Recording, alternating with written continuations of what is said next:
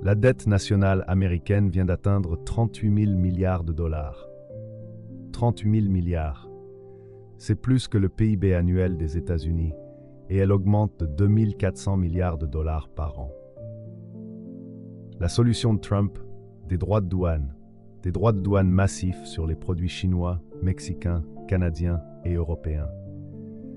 Il a promis un dividende douanier de 2 000 dollars par famille américaine. Il affirme que les recettes douanières serviront à réduire la dette nationale. C'est absurde. Même si Trump imposait des droits de douane massifs sur tous les produits, les recettes maximales qu'il pourrait engranger ne dépasseraient pas 500 milliards de dollars par an. Or, le déficit à lui seul s'élève à 2 400 milliards de dollars. Les droits de douane sont loin de couvrir le déficit annuel et encore moins de rembourser les 38 000 milliards de dollars de dettes déjà accumulées. Mais Wall Street n'en a cure. L'indice S&P 500 vient d'atteindre un record historique de 6 640 points. Les grandes banques revoient leurs prévisions à la hausse. Barclays estime que l'indice pourrait atteindre 7 400 points d'ici fin 2026. Morgan Stanley évoque même un niveau plus proche de 7 800. UBS est optimiste. La banque mise sur la déréglementation, la baisse des impôts et l'explosion des profits des entreprises. Le Bitcoin s'échange à 407 000 $, approchant les 100 000 $. Les investisseurs sont en pleine euphorie. Le prix de l'or a grimpé jusqu'à 4 500 $ l'once. Certains l'avaient anticipé, mais la plupart ne l'avaient pas vu venir. La plupart pensaient que M. Trump résoudrait comme par magie tous les problèmes grâce aux droits de douane et à des politiques favorables aux entreprises. Ils se sont trompés. Je vais vous expliquer précisément pourquoi 2026 et 2027 connaîtront le pire krach boursier depuis 1929. Pourquoi le S&P 500 passera de 6 600 à moins de 3 400? Pourquoi le Bitcoin passera de 100 000 à moins de 20 000? Pourquoi le dollar perdra son statut de monnaie de réserve mondiale? Et pourquoi l'Amérique est confrontée à une crise de la dette qui fera passer toutes les crises précédentes pour un simple échauffement? Il ne s'agit pas de politique, mais de mathématiques. Et les mathématiques ne mentent pas. Commençons par la dette nationale, car c'est à partir de là que tout s'effondre. 38 000 milliards de dollars. Le PIB américain est d'environ 28 000 milliards de dollars. Cela représente 136% du PIB, le niveau le plus élevé de l'histoire des États-Unis, exception faite de la période qui a immédiatement suivi la Seconde Guerre mondiale. Mais la différence est énorme. Après la Seconde Guerre mondiale, l'Amérique dominait totalement le secteur manufacturier, bénéficiait d'une population jeune et croissante et de taux d'intérêt quasi nuls.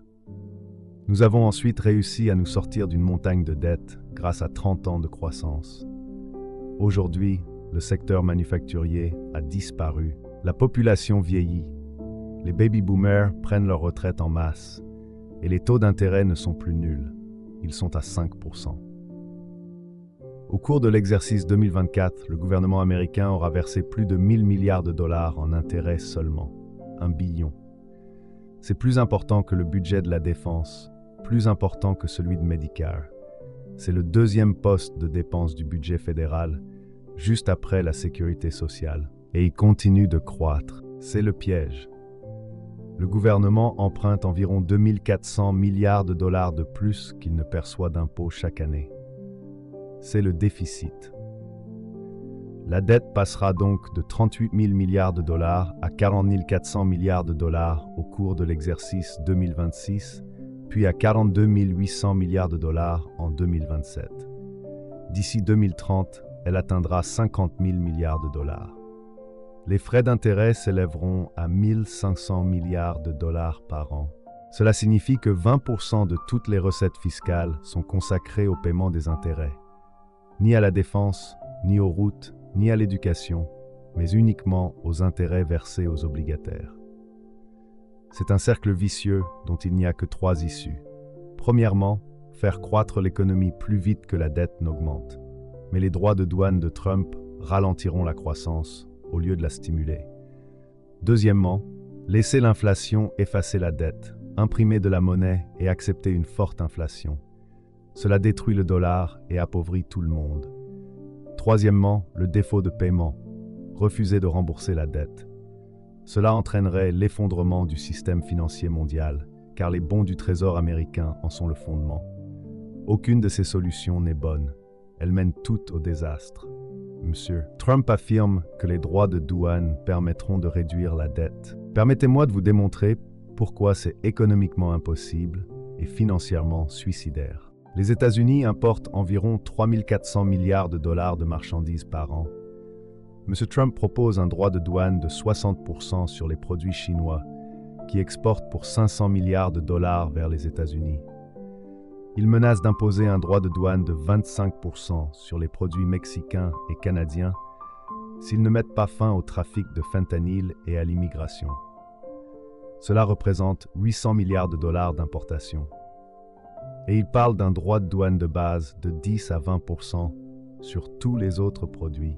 Supposons qu'ils mettent tout cela en œuvre. Un droit de douane de 60% sur les produits chinois générerait 300 milliards de dollars.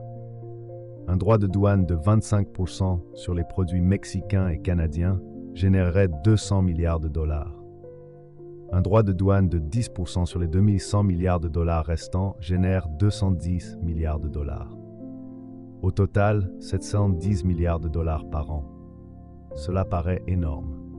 Mais il faut savoir que le déficit annuel s'élève à 2400 milliards de dollars. Les droits de douane couvrent moins de 30% du déficit. Ils ne permettent pas de réduire la dette existante. Ils ne font que ralentir légèrement sa croissance. Pire encore, les droits de douane ne sont pas une aubaine. Ce sont des taxes sur les importations. Les entreprises américaines les paient et répercutent les coûts sur les consommateurs, ce qui impacte leurs bénéfices. Lorsque les droits de douane font exploser les coûts, le volume des importations chute. Avec le ralentissement du pouvoir d'achat, les consommateurs consomment moins. Les entreprises, pour réduire leurs coûts, se tournent vers d'autres marchés pour s'approvisionner en matières premières et en biens. De ce fait, les recettes douanières sont toujours bien inférieures au maximum théorique. Les économistes estiment que les recettes réelles ne s'élèvent qu'à environ 400 à 500 milliards de dollars, et non aux 700 milliards souvent avancés par le discours politique.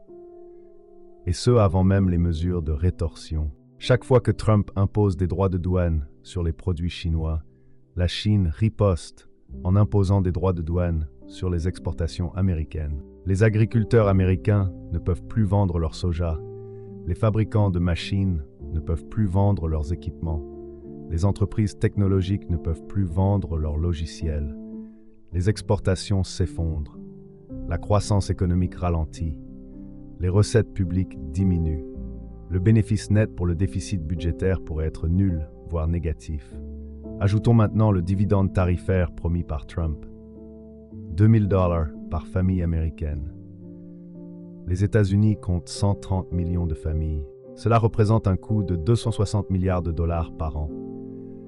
Donc si les recettes douanières s'élèvent à 400 à 500 milliards de dollars, moins les 260 milliards de dollars de ristourne, il ne reste que 140 à 240 milliards de dollars pour réduire le déficit. Cela ne représente que 6 à 10% du déficit de 2400 milliards de dollars. Une somme négligeable. Parallèlement, les droits de douane alimentent l'inflation. Les prix augmentent, la croissance ralentit. La Réserve fédérale ne peut baisser les taux d'intérêt car l'inflation est galopante. L'économie chancelle et entre en récession. Les recettes s'effondrent. Le déficit budgétaire atteint 3000 milliards de dollars, voire plus. Les droits de douane ne résolvent pas le problème de la dette. Ils l'aggravent. C'est pourquoi tous les économistes, de gauche comme de droite, insistent sur le caractère absurde du plan de Trump. Mais Trump se moque des économistes. Il se croit plus intelligent que tout le monde, et les marchés le croient. Avant d'aborder cette chronologie, pensez à vous abonner à la chaîne. Dans l'espace réservé aux membres, j'analyse en détail chaque graphique, chaque indicateur et chaque signal qui révèle les mécanismes d'un crash. Pas de sensationnalisme, pas de supercherie, juste les mécanismes précis de ce qui se profile. Tout est expliqué étape par étape pour que vous puissiez tout comprendre avant la presse. Parlons maintenant de ce que pense Wall Street, car en ce moment, ils misent tout sur Trump. Le S&P 500 atteint un record historique de 6 640 points. Barclays vient de relever son objectif de fin d'année 2026 à 7 400 points, soit une hausse de 11% par rapport à aujourd'hui. Morgan Stanley a même évoqué des scénarios allant jusqu'à 7 800 points. UBS est optimiste, mais avec des réserves. Le Bitcoin se situe à 85 000 $ et s'apprête à dépasser les 100 000 $. Pourquoi? Pour 3 raisons. Premièrement, les anticipations de baisse d'impôts sur les sociétés. Trump souhaite abaisser le taux d'imposition de 21% à 15%, ce qui pourrait accroître les bénéfices des entreprises de 10%. Des bénéfices plus élevés justifient une valorisation boursière plus importante. Deuxièmement, la déréglementation. Moins de réglementation environnementale, une protection sociale des travailleurs plus faible et une application moins stricte du droit de la concurrence. Cela stimule les marges et le résultat net. Troisièmement, l'effet de mode ou sentiment de marché. La confiance des PDG est en hausse. Les entreprises planifient des investissements. Les rachats d'actions s'accélèrent. Le marché est porté par l'optimisme. Et actuellement, cet optimisme est à son plus haut niveau historique. Mais toutes ces prévisions sont assorties de conditions. Barclays indique que le chiffre de 7 400 n'est envisageable qu'en l'absence de récession, si la mise en œuvre des politiques est ordonnée et si les conditions de crédit sont favorables. Dans leur scénario pessimiste, si les droits de douane entraînent une contraction économique, le chiffre est de 4 500, soit une baisse de 32% par rapport au niveau actuel. Morgan Stanley met en garde contre la volatilité à moyen terme, les risques liés à la mise en œuvre des politiques et les mauvaises surprises concernant la croissance ou l'inflation. UBS estime que les valorisations sont élevées. Les ratios cours-bénéfices prévisionnels se situent autour de 20, bien au-dessus des moyennes historiques. Une légère déception pourrait entraîner une chute brutale des marchés. Ces indicateurs ne constituent pas pour autant un signal de soutien définitif. Ce sont des paris conditionnels qui supposent que tout se déroule parfaitement. Or, rien ne se déroule jamais parfaitement sur les marchés financiers. Les analystes indépendants tirent la sonnette d'alarme. Ils voient venir le pire. Les politiques de Trump engendrent une stagflation, à la fois inflationniste et récessive. L'inflation est due aux droits de douane, la récession, aux guerres commerciales. La Réserve fédérale est impuissante, car baisser les taux alimentera l'inflation. Relever les taux ne fera qu'aggraver la récession. Actions et obligations chuteront alors simultanément. Il n'y aura plus de valeur refuge, hormis l'or et les liquidités. Certains analystes estiment la probabilité d'une crise majeure en 2026 ou 2027 à 30% ou plus. Il ne s'agit plus d'un risque marginal, mais d'une probabilité non négligeable. Pendant ce temps, les marchés sont valorisés comme si tout allait se dérouler à merveille. Le S&P 500 à 6 600 points repose sur l'hypothèse que tout se passera comme prévu. Adoption des réductions d'impôts. Les droits de douane restent modérés. La croissance demeure forte. L'inflation est faible. La Fed baisse ses taux. Les bénéfices des entreprises augmentent de 15%. Rien de tout cela n'est garanti. La plupart des scénarios sont improbables. Et si une seule hypothèse s'avère fausse, tout l'édifice s'écroulera.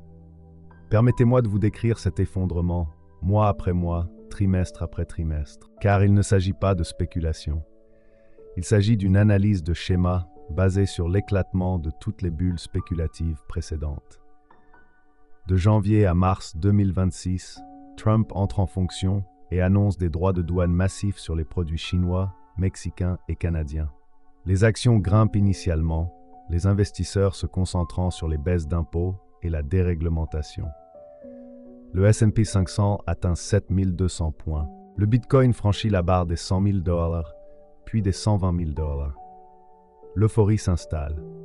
CNBC diffuse en boucle des émissions sur les nouveaux modèles économiques. Les investisseurs particuliers se ruent sur le marché. La peur de rater une opportunité, FOMO, est omniprésente. Mais les investisseurs avertis vendent discrètement. Les initiés profitent de la situation pour vendre. La volatilité se contracte. Le VIX chute à son plus bas niveau depuis 10 ans. Tout le monde pense que le marché est sûr. personne ne voit l'iceberg qui se profile. D'avril à juin 2026, la réalité s'impose. La Chine riposte en imposant des droits de douane sur les produits agricoles et industriels américains. Soja, maïs, avions Boeing, produits Apple. Le secrétaire au Trésor avertit que les achats étrangers d'obligations américaines ralentissent. La Chine réduit ses avoirs en bons du Trésor américain de 760 milliards de dollars à 650 milliards de dollars. Les rendements obligataires s'envolent. La hausse des rendements entraîne une baisse des prix des obligations. Les fonds de pension et les compagnies d'assurance fortement investis en obligations subissent des pertes. Les taux hypothécaires remontent à 700. Les coûts d'emprunt des entreprises augmentent. Les résultats du premier trimestre font état d'un rétrécissement des marges. Le chiffre d'affaires stagne ou diminue. Les coûts augmentent en raison des droits de douane. Les bénéfices sont inférieurs aux prévisions. Le S&P 500 corrige de 7200 à 6200, soit une baisse de 14%. Il ne s'agit pas d'un krach, mais d'une simple correction. Le Bitcoin chute de 120 000 à 90 000. Les valeurs technologiques sont les plus durement touchées, car elles sont surévaluées. Les analystes parlent d'une opportunité d'achat. Les spéculateurs se précipitent, mais c'est comme s'accrocher à un couteau qui tombe.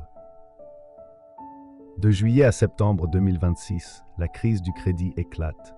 Une grande entreprise ou une banque régionale annonce des pertes catastrophiques. Peut-être s'agit-il de défauts de paiement dans l'immobilier commercial. Peut-être d'un risque de change accumulé. Peut-être s'agit-il de l'effondrement de prêts à effet de levier. L'élément déclencheur importe peu. Ce qui compte, c'est la réaction en chaîne. Un défaut en entraîne un autre. Les fonds spéculatifs à effet de levier reçoivent des appels de marge. Ils sont contraints de tout vendre. Bonnes ou mauvaises positions, peu importe. Ils ont besoin de liquidité. Les algorithmes de trading repèrent la vente massive et l'amplifient. Les traders haute fréquence se démènent pour anticiper les liquidations. Le S&P 500 s'effondre, passant de 6200 à 5200 en 3 semaines, soit une chute de 16%. Le Bitcoin s'effondre, passant de 90 000 à 55 000 dollars, soit une perte de 39%. La volatilité explose. L'indice VIX atteint 50. Les coupes-circuits sont déclenchés à plusieurs reprises. La panique se propage. La Réserve fédérale tient une réunion d'urgence. Elle annonce des mécanismes d'injection de liquidités, mais ne baisse pas les taux d'intérêt car l'inflation se maintient entre 3 et 400. Les injections de liquidités sont inefficaces. La pression à la vente reste prédominante. D'octobre à décembre 2026, la crise s'étend. Les résultats du troisième trimestre sont catastrophiques. Les entreprises font état d'une baisse de leurs revenus, d'une hausse de leurs coûts et d'une érosion de leurs marges. Les prévisions pour le quatrième trimestre et pour 2027 sont fortement revues à la baisse. Les licenciements augmentent. Le chômage passe de 4% à 6%. La confiance des consommateurs s'effondre. Les dépenses diminuent. Les ventes au détail chutent. L'économie entre en récession. 2 trimestres consécutifs de croissance négative du PIB. L'indice S&P 5000 passe de 5200 à 4400, soit une nouvelle baisse de 15%. Le Bitcoin chute de 55 000 à 35 000, soit une nouvelle baisse de 36%. L'or, qui était tombé à 3 800 $ lors de la vente forcée, rebondit à 4 100 $. Les investisseurs se tournant vers des valeurs refuges. Le déficit budgétaire de l'exercice 2026 est annoncé à 3 200 milliards de dollars, un chiffre plus élevé que prévu. La dette totale s'élève à 41 000 milliards de dollars. Les charges d'intérêt, à 1200 milliards de dollars par an, augmentent rapidement. Panique sur les marchés obligataires. Le rendement des bons du Trésor à 10 ans atteint 6%. L'État emprunte à un rythme insoutenable. De janvier à mars 2027, la crise de la dette souveraine éclate. Une adjudication d'obligations échoue. Il n'y avait pas assez d'acheteurs au taux que le gouvernement pouvait supporter. La pénurie était faible, mais elle a servi de signal d'alarme. Les acheteurs marginaux ont disparu. Les banques centrales étrangères se sont débarrassées de leurs obligations américaines. Les avoirs de la Chine sont tombés sous la barre des 500 milliards de dollars. Le Japon, confronté à sa propre crise, a vendu 100 milliards de dollars supplémentaires. L'Arabie saoudite s'est tournée vers l'euro et l'or. La Réserve fédérale a paniqué. Elle a annoncé des achats d'obligations illimités, un assouplissement quantitatif et la création monétaire. Cela a stabilisé le marché obligataire, mais a fait chuter le dollar. L'indice du dollar est passé de 105 à 95, soit une baisse de 10% en quelques semaines seulement. Les prix à l'importation ont explosé. L'inflation a bondi à 6%. Les salaires réels ont baissé. La population s'est appauvrie en termes réels. Le S&P 500 est passé de 4400 à 3800. Le Bitcoin a chuté de 35 000 à 23 000. Les fonds de pension sont devenus insolvables. Les budgets des États se sont effondrés. Le climat politique est devenu délétère. La cote de popularité de Trump chute à 30%. Les démocrates reprennent le contrôle de la Chambre des représentants après des élections de mi-mandat particulièrement âpres en 2026. Le gouvernement est paralysé par les divisions. Aucune décision politique n'étant prise. Les marchés atteignent leur point le plus bas entre avril et juin 2027. Le S&P 500 chute à 3400 points, soit une baisse de 49% par rapport à son pic de 6700 points. Le Bitcoin atteint son point le plus bas à 19 000 $, soit une baisse de 84% par rapport à son pic de 120 000 $. Le chômage atteint 9%. Le PIB chute de 4% en 4 trimestres. Il s'agit de la pire récession depuis 2008 et elle pourrait être encore plus grave. Les faillites d'entreprises explosent. L'immobilier commercial s'effondre. Les banques régionales font faillite les unes après les autres. La FDIC est débordée. Les écarts de taux d'intérêt ont atteint des niveaux critiques. Seuls les emprunteurs les plus solvables peuvent obtenir des prêts. Les consommateurs utilisent leurs cartes de crédit au maximum pour survivre. Les impayés explosent. Les saisies de véhicules se multiplient. Les saisies immobilières sont en hausse. Il s'agit d'un véritable ralentissement économique pour des millions d'Américains, même si ce n'est pas le cas pour tous. Les plus riches se portent bien. Ils achètent des actifs à des prix bradés, mais la classe moyenne est dévastée. Les comptes de retraite sont réduits de moitié. La valeur nette des propriétés s'évapore. Les emplois disparaissent. L'épargne est à sec. C'est une destruction de patrimoine générationnel. De juillet à décembre 2027, l'économie commence à se stabiliser. Le S&P 500 est considéré comme bon marché à 3400 points. Le ratio cours-bénéfice attendu est de 14, bien en dessous de la moyenne historique. Les investisseurs axés sur la valeur commencent à acheter. La Réserve fédérale peut enfin baisser les taux d'intérêt, car la demande s'effondre, ce qui fait chuter l'inflation. Les taux sont fortement abaissés, passant de 5% à 3%. Cela apporte un soulagement. Le dollar se stabilise à 85 sur l'échelle, toujours en baisse de 20% par rapport à son sommet, mais ne s'effondre plus. Le S&P 500 grimpe lentement, mais sûrement, pour atteindre 4200 points d'ici la fin de l'année. Le Bitcoin remonte à 30 000 $. L'or atteint 4500 $. L'économie cesse de se contracter, mais ne croît pas. Croissance du PIB nulle jusqu'en 2027. Le chômage se maintient à 8%. Le taux réel est plus élevé, car des millions de personnes ont renoncé à chercher du travail. La dette publique s'élève à 43 000 milliards de dollars. Les charges d'intérêt atteignent 1400 milliards de dollars. 30% des recettes fiscales fédérales sont consacrées au paiement des intérêts. La note de crédit des États-Unis passe de Upper A à A. Cette situation contraint les investisseurs institutionnels à vendre des obligations du Trésor, car les dispositions relatives aux fiducies ne leur permettent pas de détenir ces actifs dégradés. La pression à la vente s'accentue, les rendements augmentent. Le cycle se poursuit. Intéressons-nous maintenant au Bitcoin, car son comportement est souvent mal compris, mais déterminant. Actuellement, le Bitcoin se situe à 85 000 $. Les spécialistes des crypto-monnaies pensent qu'il atteindra 500 000 $.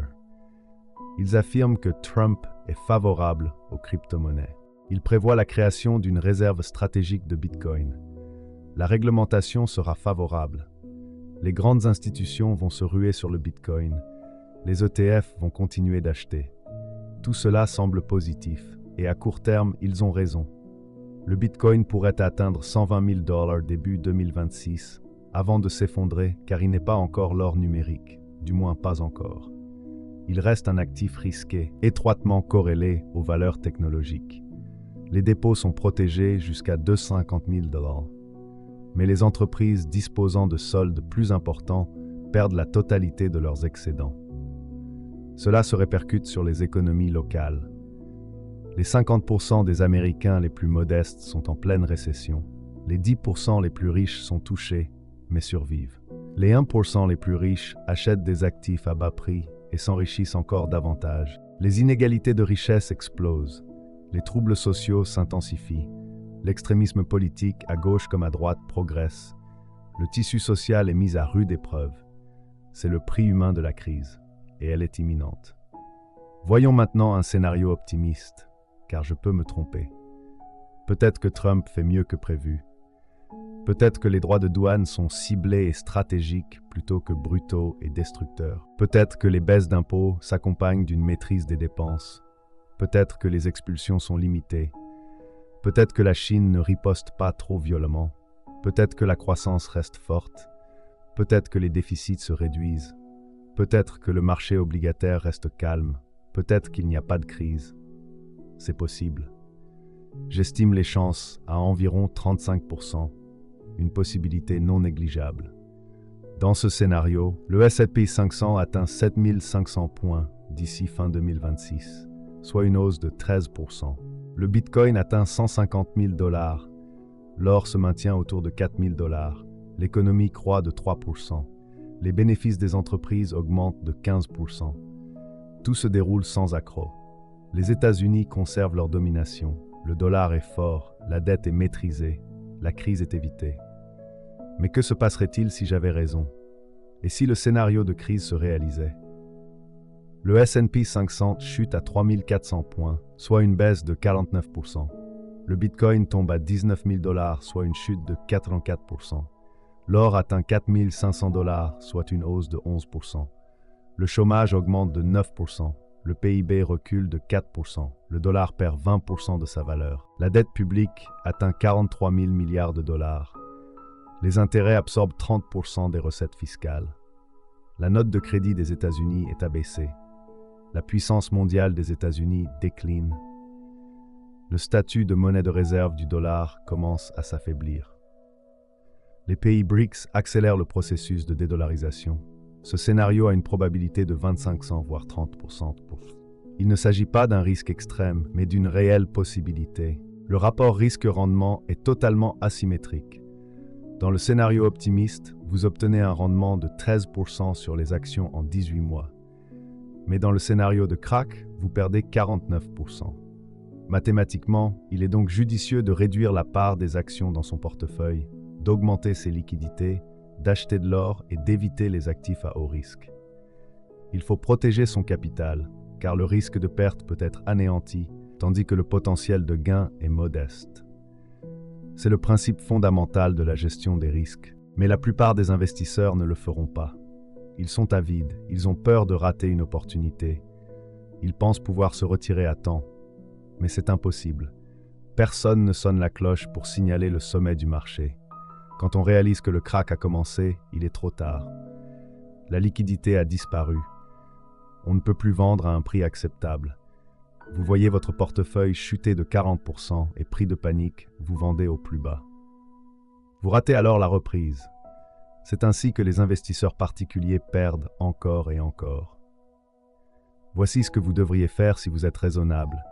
Réduisez votre exposition aux actions de 60% à 40%. Conservez les 20% restants en liquidité ou en bons du trésor à court terme. Augmentez votre exposition à l'or de 0 à 5-10%. Si vous détenez des bitcoins, prenez une partie de vos bénéfices dès maintenant. Vendez la moitié ou les 2/3. Si le prix continue de grimper jusqu'à 120 000 $, vous récupérerez le reste. Mais s'il s'effondre à 20 000 $, vous conserverez votre capital. Ne jouez pas les héros. N'essayez pas d'anticiper le pic. Réduisez votre risque. Pour ceux qui ont une vision à long terme et suffisamment de courage, ce krach créera une opportunité unique. Si le S&P 500 tombe à 3400, ce sera historiquement bas. Si le Bitcoin chute à 20 000 $ et que vous croyez en son potentiel à long terme, c'est une aubaine. Mais n'investissez que ce que vous pouvez vous permettre de perdre, car le prix pourrait encore baisser. Il pourrait falloir 10 ans pour s'en remettre. Il faut traverser cette période de turbulence, et le constat est sans appel. 38 000 milliards de dollars de dette et 2 400 milliards de dollars de déficit annuel. Trump avait promis de tout régler grâce à des droits de douane qui rapporteraient 400 milliards de dollars. Mais ce calcul ne tient pas. Le S&P 500 atteint un record historique de 6 640 points. Wall Street avait fixé un objectif de 7 400 points en supposant un scénario idéal. Le Bitcoin s'échangeait à 87 000, approchant les 100 000 $. L'or était à 4 500 $, reflétant la demande de valeur refuge. Tout ce scénario était une bulle spéculative, alimentée par des anticipations irréalistes. Mais nous avons obtenu un chaos politique, des droits de douane provoquant la stagflation, des réductions d'impôts faisant exploser les déficits, des expulsions engendrant des pénuries de main-d'œuvre et des guerres commerciales étouffant la croissance. La voie vers l'effondrement était toute tracée. Euphorie début 2026, correction mi-2026, krach fin 2026, crise début 2027, point bas mi-2027. L'indice S&P 500 a chuté de 7 200 à 3 400. Le Bitcoin chute de 120 000 à 19 000 $. Le dollar perd 20% de sa valeur. Le chômage à 9%. Le PIB recule de 4%. La dette publique s'élève à 43 000 milliards de dollars. La puissance américaine s'affaiblit. Cette situation n'est pas inévitable. La politique peut évoluer. Trump peut modérer sa position. Le Congrès peut renforcer la discipline budgétaire. Mais au vu de tout ce que Trump a dit et fait, la modération n'est pas pour demain.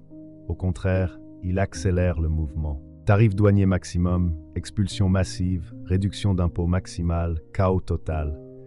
Et le marché est valorisé comme si rien de tout cela n'avait d'importance.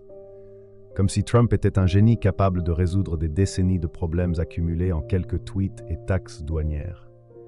Il n'y parviendra pas. Il ne fera qu'empirer les choses. Le krach est imminent.